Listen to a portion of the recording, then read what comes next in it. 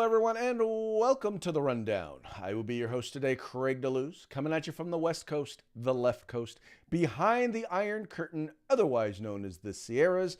But as we all know, I do not do this program by myself. I have my good partner over there giving me the baseball signs, what it appears to be. Yeah, I'll explain that in a moment. Hey, welcome back to the program. My name is Mike. I am your co-host, Mike Porsky, co-host from the East Coast. That's the coast with the most from the co-host with the most. Here on the Rundown, we bring you 2A views and conservative news. Thanks for being with us here on this very special day, this special occasion. It's Hump Day.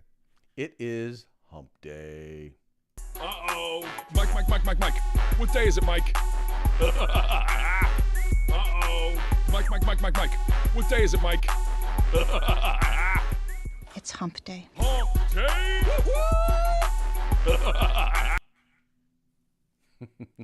Hump Day! Gotta love Hump Day. All right, so Gotta here's love my Hump issue, Day. Craig.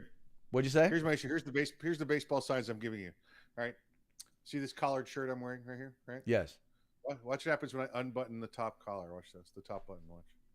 And then all of a sudden, one side is way lower than the other, and I'm like, what?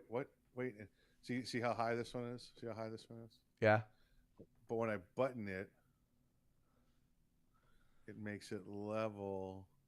It's some kind of weird shirt magic. I don't know. I don't know. Maybe you're just lopsided. I could be. The camera might be. The whole room might be tilted a little bit. It's just. I could just do the whole show like this. How's it going? Not make any. Wouldn't be the first time. Wouldn't be the first time. No.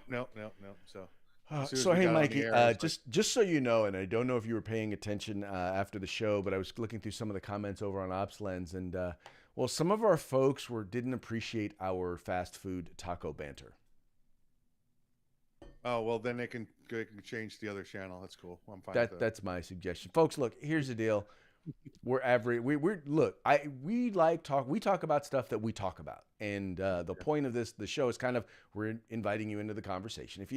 If you don't like talking about tacos on Taco Tuesday, sorry, maybe you don't want to tune in on Tuesday. I don't know what to tell you. Yeah. We're gonna try and be more entertaining so that even if the banter is not relevant to the Second Amendment, at least it'll be interesting. How about that? And when we talk about free stuff on Friday, on Feedback Friday, you don't get to play. So. Nope. You don't like the theme of one day, you don't get to enjoy the theme of another day. Exactamundo. That's kind of how things kind of work, But hey, Who am I to judge? Listen, I'm pretty sure the only people that were defending Taco Bell were executives at Taco Bell. So I don't think we have to worry about that. Yeah. Exactly. I hear you, sir. But Hump Day is a day where this is our first attempt at beginning the weekend. Now, I know a lot of you out there try this, so don't act like this is something new. If we can start the weekend, about this time, because, it's afternoon here on the West Coast, and it's evening now over there on the East Coast. So this should be or could be an appropriate time to attempt to begin the weekend. We are not always successful. But hey, it's all about the effort, right? Do you think people are going to complain about humps now? Quite possibly. They're going to say, we don't like camels. How dare you bring up anti-camel, anti-hump. I guess they let anybody watch this channel, right? There's no test to take it to watch the channel. We just let anybody in, which is good because it gives us more people to poke fun at. So.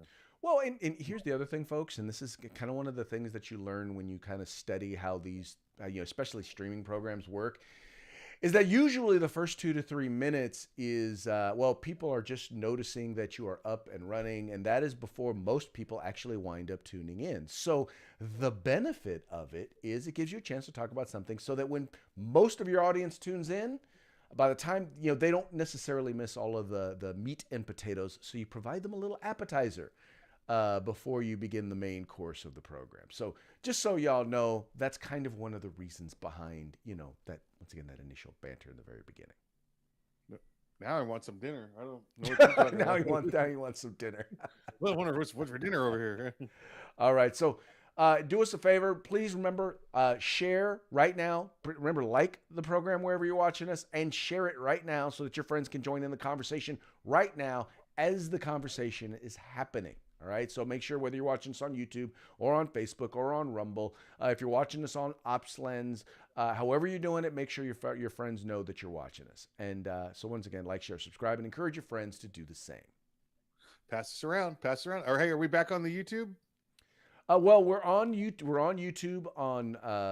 for 2A News as well as for the California Republican Assembly. We're just not there. The Rundown YouTube channel is not up and running. It has been removed because somebody said COVID with a K was fake. With a K, folks. With a K. You have to pay attention to the details. Details matter. Right. Yeah. Well, evidently YouTube doesn't pay attention to details, especially since the same exact program ran on 2 other channels and is still up. That are still up. Just saying. Have to have us a conversation with them. Maybe send them a nasty email. Yeah. Let's not. All right, let's get on to the meat and potatoes, shall we? The State of the Union. Well, I will say this. Before we get into our commentary on it, I will say this. There was one area where President Biden was definitely strong, and that was in his delivery because dude, in my opinion, had to be high. I don't think we have seen President Biden be that awake since he was on the campaign trail. Am I wrong, Mike? Listen, he was awake, but it was clearly medically assisted. His pupils were blown so wide open that he had no color to his eyes. It was only pupil. He was squinting because you become light sensitive when you're on certain of these stimulants, and he could barely see. He did the whole program like this, and when you could see his pupils completely blown. This guy was doped up on so much. He was hepped up on goofballs. Let's just say that he was hepped up on goofballs. I do not doubt that one bit. It was wow. All I know is, like I said, I kept waiting for Sleepy Joe to show up, and it did kind of start to show up when he would start running his words together. You brought up one example when we were doing the pre-show where he mentioned Iranians instead of Ukrainians. Yeah. Now, admittedly, if I'm excited, I'm going, that's a mix up, a slip of the tongue that most people would make or could make. Right. It just seems more pronounced when he does it. Yeah. And he bumbled a couple other words, but it was for the most part, the words were in the right order and all he was doing was reading. But you could tell when he stepped off and insulted people, when he said, when he was talking about, payroll and payments, and he said, now the vice president and I disagreed on this, but here's what we're doing. And I don't know if you saw the look of death in her eyes when he called her out. Oh yes. Oh yes. When he clowned her, he was like, yeah, we disagreed on this. And she was like, if looks could kill, he would have got 2 daggers right in the back of his skull. Her clapping went to this at that point.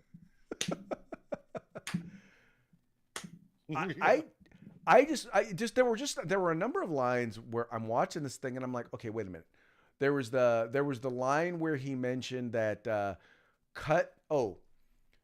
he was talking about increase wages, not costs, or cut wages, or cut costs, not wages. And I'm like, yes. You do realize that for most employers, the number one cost that they have is salaries and benefits, right? Yeah. I'm like, wages are costs, you idiot. But that's spoken like someone who's been in government 2/3 of their life, all of their adult life, and has never really run a business and doesn't really know or understand how running a business works. Yeah, as he kept talking, I kept looking outside because I wanted to see if there was any money growing on my trees either, because he's definitely got them growing up there at the White House. Right, Craig. It costs $14,000 a year for childcare. That's way too much. We're going to cut the cost of childcare. So guess what the only way you can really cut the cost of childcare is to cut the wages of people who provide childcare, who in large part are making minimum wage. Now, as we cut their wages, we're going to increase the minimum wage. You're barely finding childcare where they don't molest your kids or let them get, baked in the back of a car right? It's just hard enough to find a legitimate child care facility anymore. And now you're going to take the money away from those ones that are legitimate. Okay. And all I kept thinking was, and where are we printing the money, Joe? Where are we printing the money? Oh, by the way, he dropped the debt by $1 trillion in 1 year. Only president to ever do that. Has anybody seen any of these numbers? This is 100% not true. He continues to increase our spending with the build better nonsense, bill or whatever it is. And now we evidently are going to give all this free stuff away. We just got plenty of money. Well, by the way, we're going to give it away. By the way, most of what he mentioned last night was Build Back Better without the Build Back Better packaging. It literally was a laundry list of everything that was in Build Back Better he's now going to do, except he's not going to call it Build Back Better. It's not going to be one initiative. It's going to be a bunch of little initiatives. Well, none of them are actually going to be little. But there was really nothing new. It was all repackaged BS. And this whole thing about unity, I'm sorry, dude. There was nothing unifying about his first year in office. Nothing. Yep. He did everything possible to divide people. If people didn't agree with him, he called them names. He accused them of being un-American. And by the way, his people did the same exact thing. Yeah. And he wants to talk about unity. Yeah. I will say this, and this is the one thing, and this is a plug for the Republicans and not so much him. When he did say things, when he did at least attempt to project strength and talk about things that Republicans or conservatives agree with, they got up and applauded. Unlike the Democrats when Donald Trump was president, when he would say good things, things upon which most of us could agree with, they sat on their butt. By the way, I still remember when Nancy Pelosi ripped up his speech when President Trump gave her his speech. Yep. And the other thing is, by the way, most of the things that he said that we agree on, Biden is not going to do. He is not going to implement because he is too weak and too inept. And the people in his administration, the people who actually do the work, they don't believe in any of that stuff. So they're not going to do any of it. Yeah, I didn't hear anything that I agreed with. And I watched for Republicans standing up, and I don't recall McConnell standing up or Kevin McCarthy standing up and doing any clapping. If they did, I missed it. So, well, it was during some of the stuff in terms of standing up to Ukraine. That was where it happened. Well, he was, but that wasn't a compliment or an appreciation of anything Biden did. That was no. And I agree. No one said anything about that. That's not what I'm talking about. Well, how about when he said fund the police? Here's one example where you got people standing up on both sides of the aisle. I'll share the video about funding the police. Let's not abandon our streets or choose between safety and equal justice. Let's come together and protect our communities, restore trust, and hold law enforcement accountable. That's why the Justice Department has required body cameras, banned chokeholds, and restricted no-knock warrants for its officers. That's why the American Rescue Plan that you all provided $350 billion that cities, states, and counties can use to hire more police, invest in more proven strategies.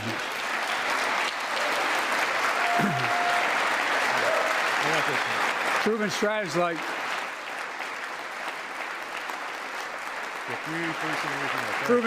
like community violence interruption, trusted messaging, breaking the cycle of violence and trauma, and giving young people some hope. We should all agree the answer is not to defund the police. It's to fund the police. Fund them.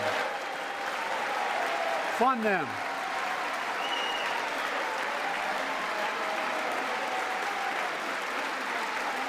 Fund them with resources and training. All right. Okay. First off, the fund the police issue. Okay, that was 100% a Democrat policy. We know that. We saw that during the debates. We saw that during their campaigns. The defund the police was a Democrat-sponsored program. Agreed. They've gotten their asses kicked on it over the past 6 months to a year. And they finally decided if we have any chance of maintaining any seats at all in Senate and in the House, we've got to come around on this issue. Right. And they've been taken behind the woodshed and been beaten into our new policy is to fund the police, not defund the police. They have absolutely jumped across the party lines because they got their asses kicked on that policy. Completely. It's the only reason they're there now. Right. No. Hey, I completely agree. But the point that I'm making is that when Republicans disagreed on a policy statement that he made, whether it was something that he did or something that he was going to do, if they disagreed, they did not stand up and applaud. If it was something that they agreed with, they stood up and applauded. But the thing is that once again, like you made the important note, nothing that he's done did they stand up and applaud on because we don't agree with any of that. The stuff that he's saying he's going to do, like actually funding the police, they stood up and applauded. Now the question is he actually going to do it? Listen, they applauded the some of the criminal justice programs, Right. the community policing, which, oh, by the way, is all 1980s programs gone into effect late 80s, early Right. 90s. That was the Giuliani push in New York Yep. City. That was the small crime. Get rid of the small crime, you get rid of the large crime, the nuisance crimes, get rid of the major crimes. So they're literally adopting Right. the policies that made successful criminal justice reform because they're Right. getting their asses handed to them everywhere else, and they had to. And the Republicans stood up and clapped louder than them during that because they were mocking them. Look, Right. oh, look, now they're doing our thing. Oh, isn't that neat? And you'll hear about that in every Republican campaign, later in the year. Now the Democrats have come around. But Mike, now I was drawing a comparison between that and when Donald Trump talked about things like funding historically black colleges and universities. Sure, they absolutely ignored him. When Trump talked about things like criminal justice reform, you didn't see Democrats stand up and applaud. And the reason why they didn't was because they hated Trump and they didn't want to give him credit for anything, or at least they didn't want to give him credit for even trying to do anything. So if there was anything close to, and I'm not going to call it unity, but moments of bipartisanship, there's a reason why, and that was not because of President Trump. If there wasn't any unity back then, it was because of the Democrats in Congress. Absolutely. Listen, they hated him, and they would not have clapped for him one bit. Not one time they would have ever clapped for him. But on the flip side, Biden is adopting conservative policies. Trump never adopted liberal policies. Exactly. Well, there are some. Here's what I'll say he did. He addressed issues that are important to liberals, but he did so with conservative principles and values. He looked at American issues and applied conservative values to solving them.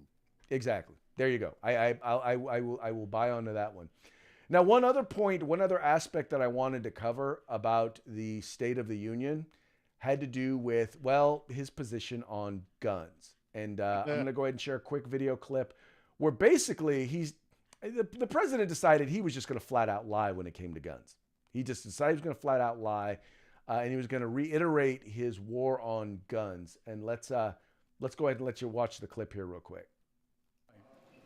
To pass my budget and keep our neighborhoods safe. And we'll do everything in my power to crack down on gun trafficking of ghost guns that you can buy online, assemble at home, no serial numbers, can't be traced. I asked Congress to pass proven measures to reduce gun violence. Pass universal background checks. Why should anyone on the terrorist list be able to purchase a weapon? Why? Why? And folks, ban assault weapons with high-capacity magazines that hold up to 100 rounds.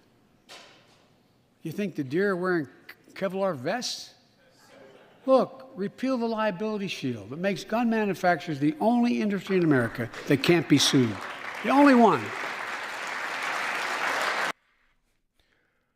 Greg, All right, that Mike, was now- from the moment he opened his mouth there to the moment you cut the video. Every single comment was a lie. Every single comment was not the truth. Every single comment was an exaggeration, trying to make it look like conservatives supported killing children. Every single statement was a lie. Not to mention that earlier in this conversation, we started with how successful the Ukrainians were at resisting the Russians because of the firearms they had available to them. But I guess I guess that doesn't apply here. We've all Right. seen the videos and seen the memes, right? If you Right. want to know why you need an assault rifle and a 30-round magazine, just turn on your TV anywhere right now and watch what's Well, going on in the Ukraine. what 100% agree. There were just so many different things in there. Like number one, well, gun manufacturers can't be sued. No, that is a lie because they can. If they sell a faulty product, if they misrepresent their product, if they sell it to someone or manufacture it in a way that is against federal or state law, they can be If they sued. commit an illegal act, if they commit an illegal act in the process of manufacturing and delivery, Exactly. They can be sued. Yeah, What absolutely. they can't be sued for is if they do everything legally.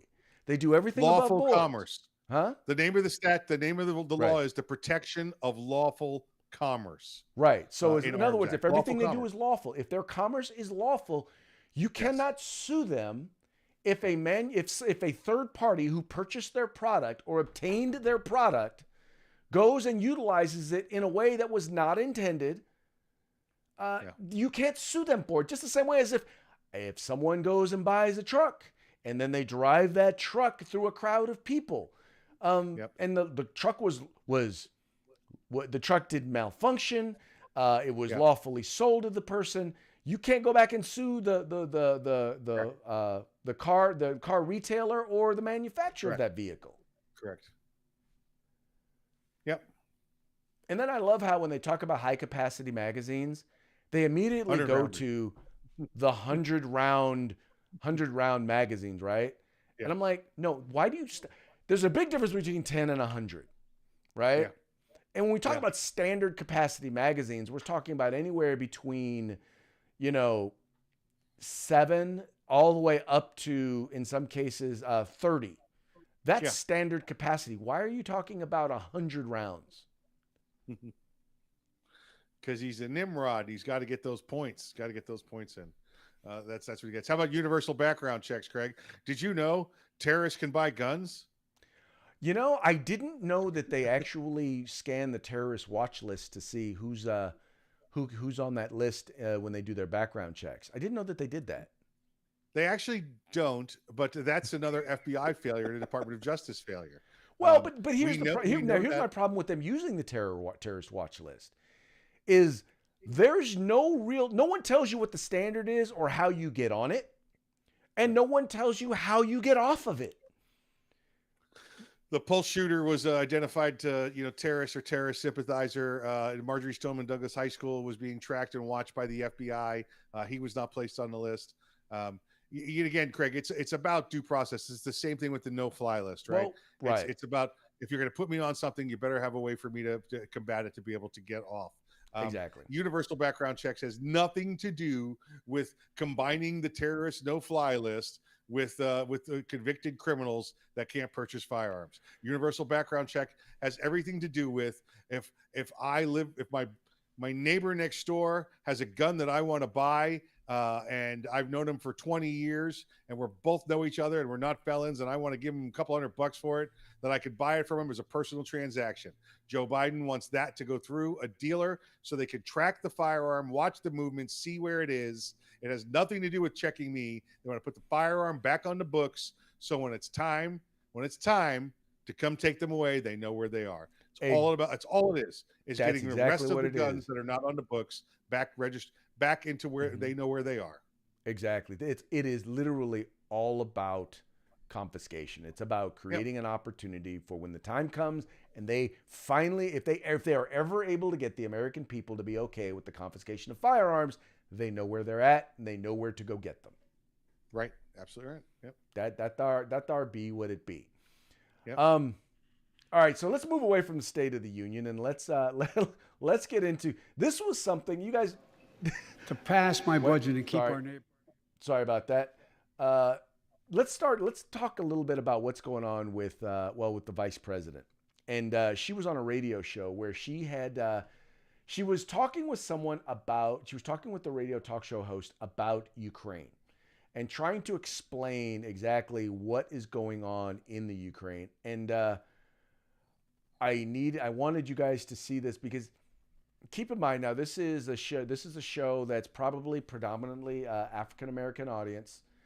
So she felt that she needed to, and then it's funny because the guy actually says, "Can you explain it in layman's terms? What's going on in Ukraine?" And there's layman's terms, and then there's I'm speaking to a classroom full of 6-year-olds. You tell me which this one seems to be leaning towards. If you're watching any level of news, even social media, you're seeing everything that's going on right now in the Ukraine. Break it down in layman's terms for people who don't understand what's going on and how can this directly affect the people of the United States. So Ukraine is a country in Europe. It exists next to another country called Russia. Russia is a bigger country. Russia is a powerful country. Russia decided to invade a smaller country called Ukraine. So basically, that's wrong. So let me make sure I get this right. All right, let me make sure I get this right, Craig. The Ukraine is a country in Europe, right? Mm-hmm. And It's a Russia, little it's country. next to Russia. It's just a little country. Is Russia in Europe also? She didn't clarify that for me. I know it's next to it, but I don't know if that's true. Yeah, this is not lay people not in terms. Russia, but she did not provide that information.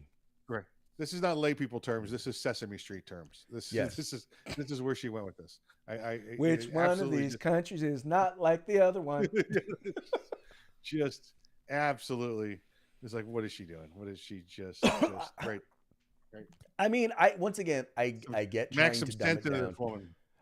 But Mike, but that's what we try to do here, right? We try to explain things and we talk about stuff from, the average person's perspective, right? I don't claim to be an expert on international politics or policy, but I follow it enough to be able to explain it the way the average person gets it.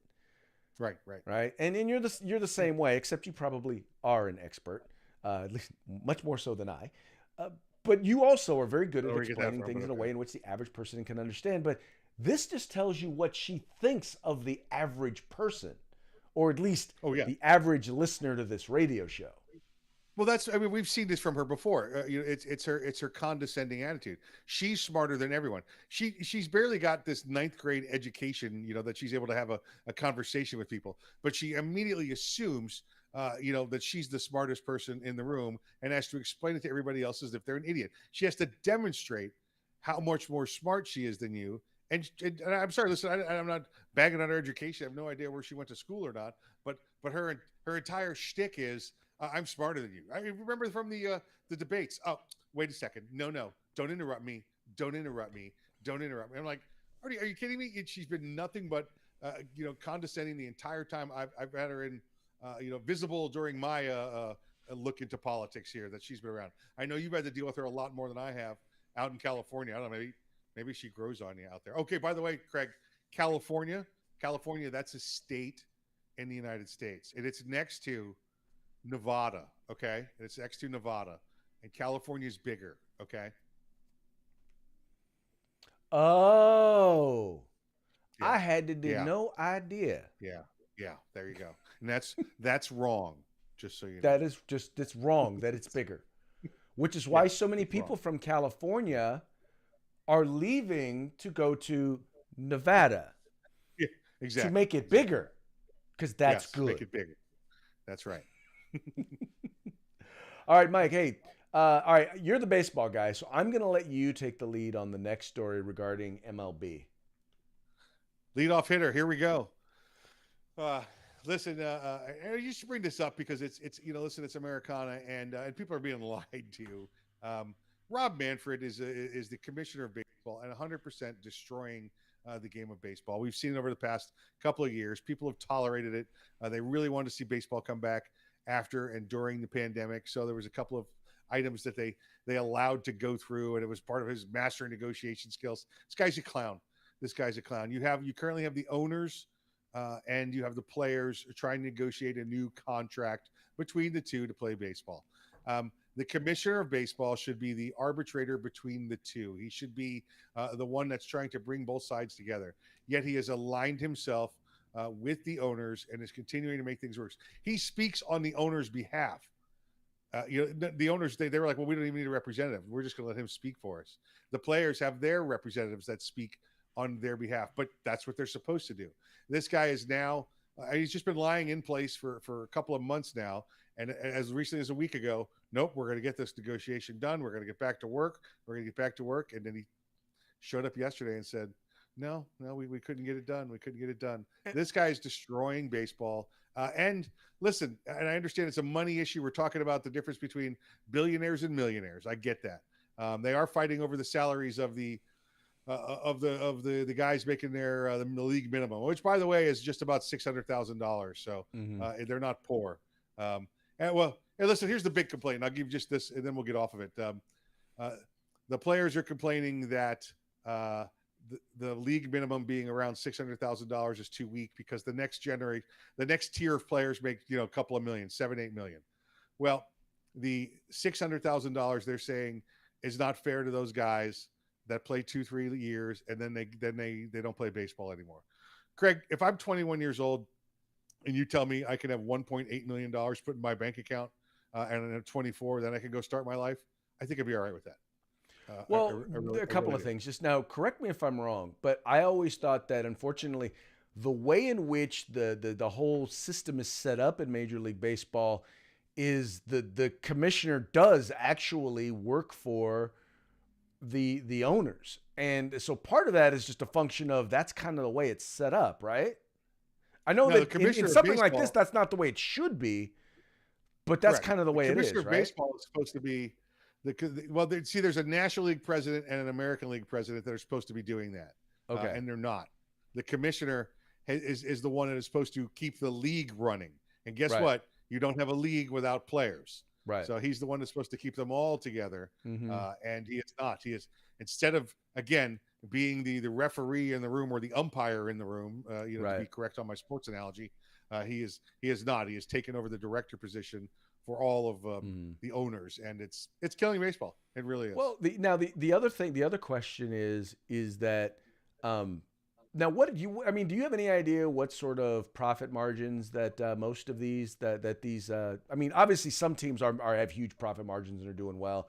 Some I don't know are barely making it. I mean, do you know kind of how baseball teams are? Because my question is, it doesn't sound like the players at the top of the tier or even the middle of the tier are willing to give up anything for those at the bottom, and I'm assuming most of the players are closer to the bottom than the top.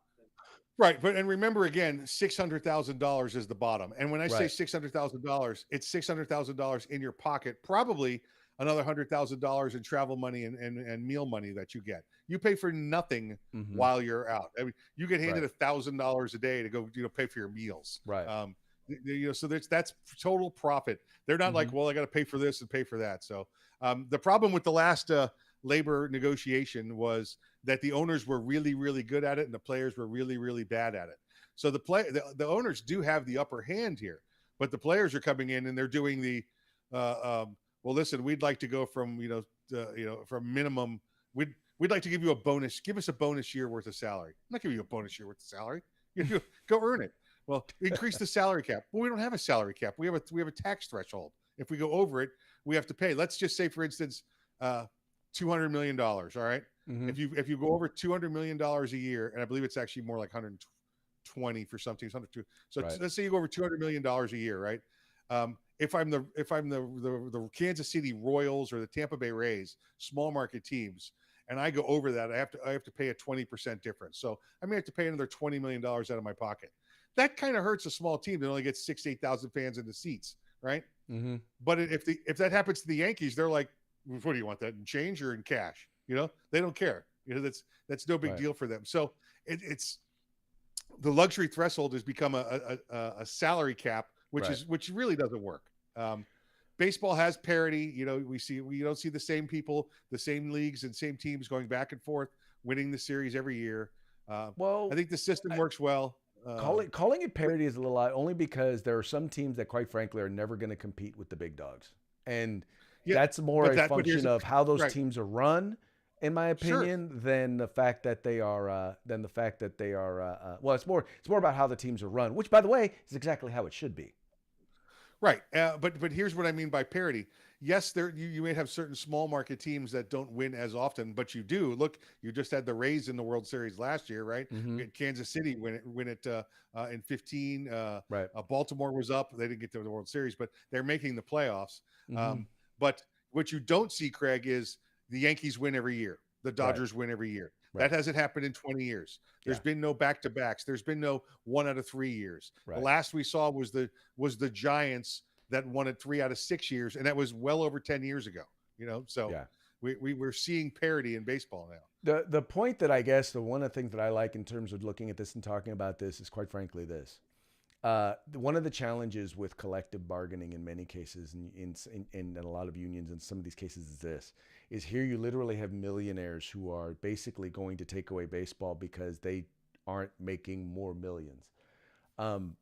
We're not talking about a union of oppressed workers, right? We're not talking about like the NFL players where they feel like they're like, modern day slave markets because at the things like the NFL Combine or the NFL Draft, right? Yeah. These are not oppressed peoples who are part of in many of these cases.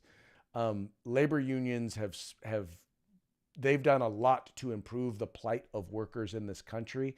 But having said that, in many cases, they've done a lot to destroy or get in the way of fundamental marketplace economics that made this country what it is. And it's the reason why many of the private industry unions are going by the wayside. If this was really about getting financial rewards to those that deserve it, Mm-hmm. Whether that be the players or whether that be the owners, and again, we're looking at $600,000 a year. That's in your pocket money, right? For the first time show up at the league, major leaguers. If this was really about that, Craig, we'd be paying the minor leaguers an actual salary. Minor leaguers get paid $5,000 a year is what they get to play that, to get that, anywhere from 50 to 150 games they play during the season to 3 different levels of minor leagues. Well, 4 different levels of minor leagues. And and by the way, the Major League Baseball voted to get rid of more than half of the minor league teams last year. So there's less than half of them out there, and we pay them $500 or $5,000 a season, as opposed to $600,000 a season. You want to convince me it's real? How about you bring those numbers up and bring some of the other numbers down from the major leagues? There you go. All right, moving right along to our parting shot. We all know that the war in Ukraine is ramping up. We know that there is now in the second largest city there in Ukraine, the bombing of civilian targets has commenced. We know that there is a 40-mile convoy, which is now sitting about, last I checked, about 17 miles outside of Kyiv, which is the... You said convoy. Huh? Oh, you said convoy. I did say convoy. Well, but when I say convoy, to use the song, that's more Canada instead. I'm just saying you said convoy. Dagnabbit. Okay. Pan for pig pen, for sure. By golly, it's clean, clear to Taco Town. Yeah, we definitely got us the front door, good buddy. Mercy sakes alive, looks like we got us a convoy. Looks like we have us a convoy. We have a convoy here on the roadway. Anyway, they're outside of Kyiv right now. And, the Ukrainians, President Zelensky he's out there, man, and he is saying, look, hook us up. We need some help, right? And, a part of our parting shot, needless to say, NATO is stepping up to the plate and providing the sort of support, including air support, that they need. You're doing great. You're doing great. Doing great. Keep it up. Keep it up. Keep it up. Now, here in the U.S., I know that, there are talks and people are saying, well, are we gonna send troops? And while no one's talking about sending troops, in the event that they do wind up reinstituting the draft, or we do wind up needing more troops, there's going to be a bit of a problem, as we're already finding out when it comes to whether it's nurses or medical staff, or when it comes to teachers, or when it comes to law enforcement, or even now the military. All the vaccinated people better get ready to go to war because the unvaccinated people can't travel. We can't travel. Not allowed to travel international. Not allowed to travel international. But folks, do not be dismayed. Do not be dismayed, because if, in the event that there is a draft and the time comes to go to battle for World War III, there is a surefire way to get out of it.